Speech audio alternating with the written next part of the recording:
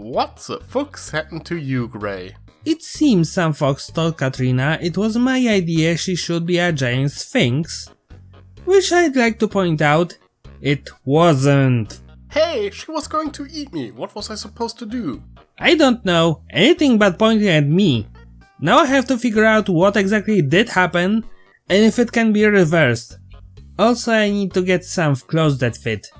I get these from a duck. I should have it figured out in a few weeks. Meanwhile, I review this comic. I heard it has cats in it.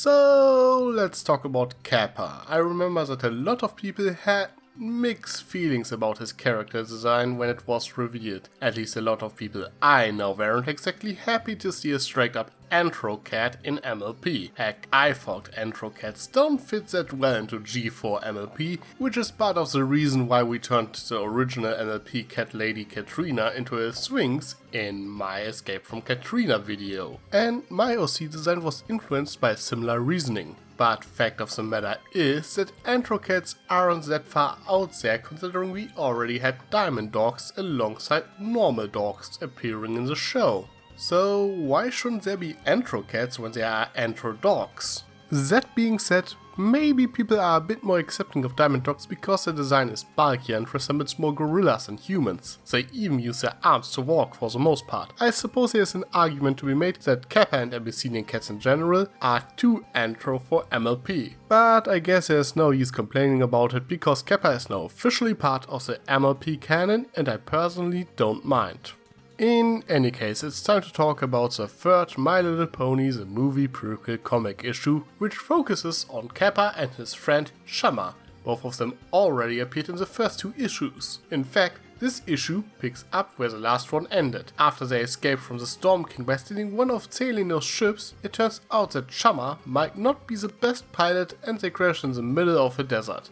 They find the misfortune Malachite in the wreckage of their airship and wander through the desert until they reach Klug Town, a wretched hive of scum and villainy as Obi-Wan would put it. Kappa and Shamma use their street smarts to survive, but they attract the attention of a crime boss named Verko, who is not exactly happy that they caused trouble in his town. But Verko is interested to trade with them after Kappa and Shamma offer him the misfortune Malachite in exchange for an airship and supplies. In the end, Shamma betrays everyone and tries to escape without Kappa with the new airship and the Malachite, which results in a small struggle in which the airship catches fire and will presumably crash in the desert again, while a disillusioned Kappa stays behind in Klug Town. Now, right off the bat, this comic feels a bit more serious than the last one, even though it lacks the threatening presence of the Storm King. There are hardly any jokes to be found in this comic issue, there are some funny faces and Easter eggs in the background. This issue focuses more on the unfolding drama between Kappa and Shamma, which is frankly a bit disappointing as the first two issues managed to mix some very funny jokes in, while keeping an overall serious tone. In any case, the way they emphasize that Kappa and Shamma are best friends and that they will always be together makes it rather obvious that something is going to happen between those two.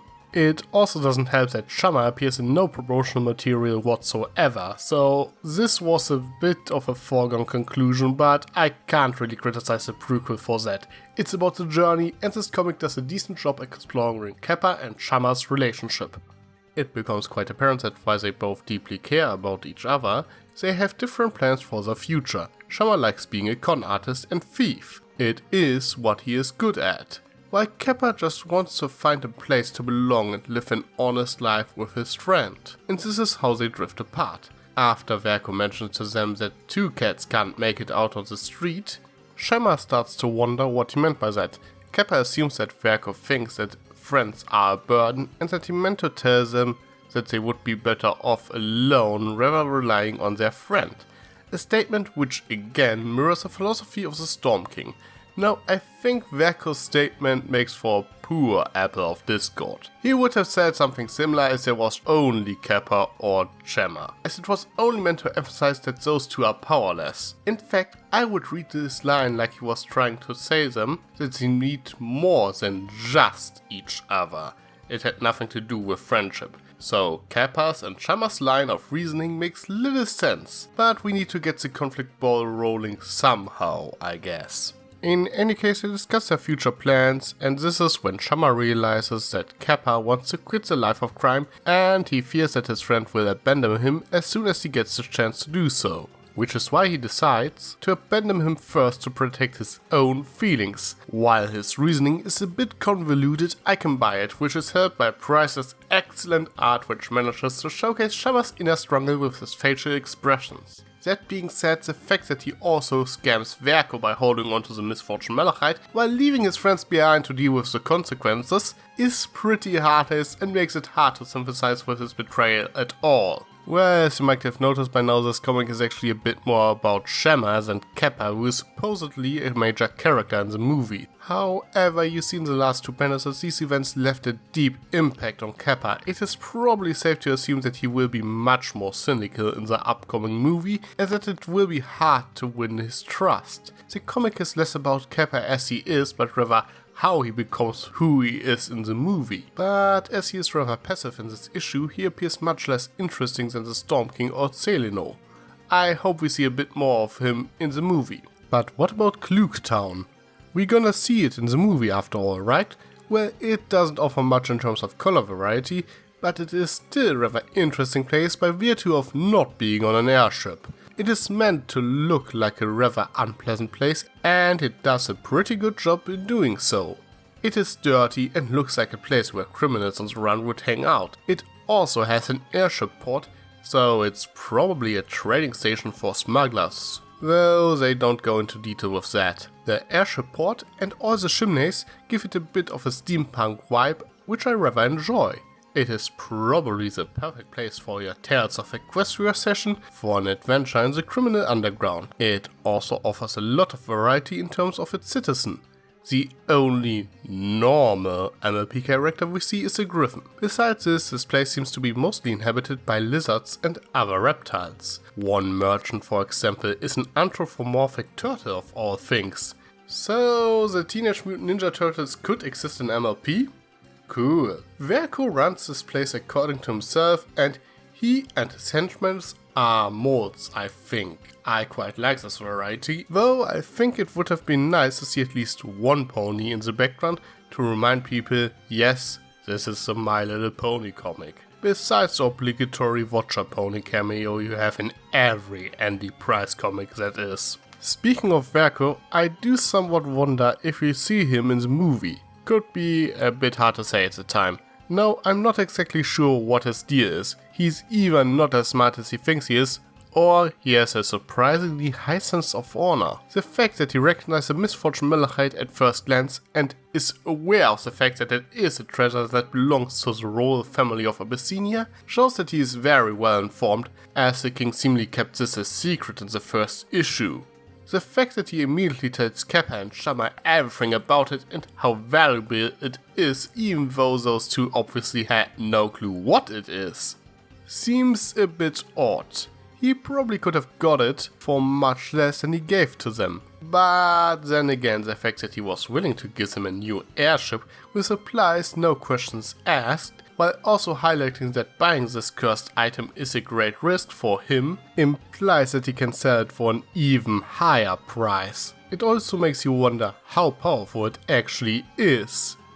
You probably also wonder if the misfortune Malachite will appear in the movie or not, because so far it only seems like a MacGuffin to move the plot along in these comics. But I rewatched the trailer the other day and noticed something. It all happens very fast, but I noticed that Tempest Shadow uses a green glowing orb in the trailer to attack the main six. If you take a look at this screenshot, you see it, and it does look very similar to the misfortune Malachite, doesn't it? So it is rather likely that it will end up in her hooves by the end of the next comic. and I'm calling it now, she will probably use it to take Celestia and Luna out. I also noticed that the windmill Shammer and Kappa crash in also appears in the movie trailer.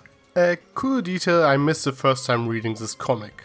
Anyway, one last thing before we come to an end. If you take a look at Kappa's official character description, you will notice that it does contradict this comic series quite a bit. He is described as a former Abyssinian aristocrat, pun intended, who after a deal got wrong is in debt to the Storm King. In the comics he is an orphan who grew up on the street, and the Storm King is seemingly not really aware of his existence. Now the question is, why differs his character description so much from what we see in this comic? Was there a lack of communication between the comic team and the movie team? Is the character description or this comic based on an earlier draft of the movie? Or is the character description misleading on purpose as part of a twist in the movie? We will have to wait and see. But if it turns out this comic series, which is advertised as the official prequel to the movie, to be non-canon after all, I will be very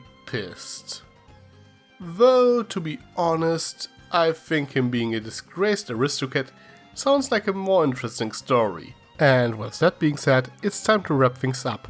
My Little Pony the movie prequel number 3 is overall rather decent. Klugetown is a rather interesting setting, but there isn't enough time to explore it in just one comic issue. I hope it's a place we see more of in the future and not only in the movie.